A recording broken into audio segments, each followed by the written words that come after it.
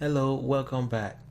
In this lesson, we are going to continue designing our nail polish body by adding a shell to it.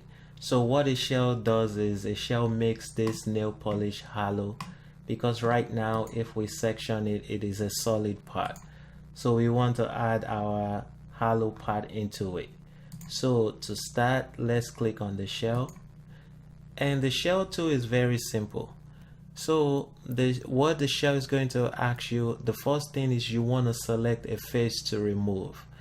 So for this one, I want to remove this face and shell everything else. So I'll show you if you don't select this face, what will happen. So if I don't select this face and I just and I click OK, and I use, as you can see, SolidWorks has had the shell, but you didn't notice anything change.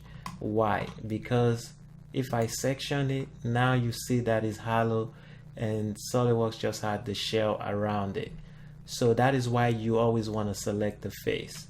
So in this case, we want to select the face. So I'll click back on that shell too, and now I'm just going to edit it, and now I want to select that face, and that face is showing there. And when I click OK, and I went to shell it 0.05, and when I click OK, now our bottle has been properly shelled. So that is pretty much how you use the shell tool.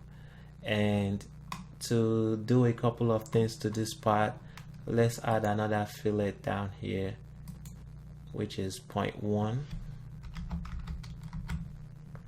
and let's add another fillet up here, which is 0.03,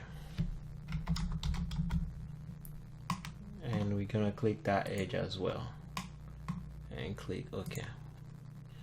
So that is pretty much how you use the shell tool. Thank you, and I will see you in the next lecture. Bye.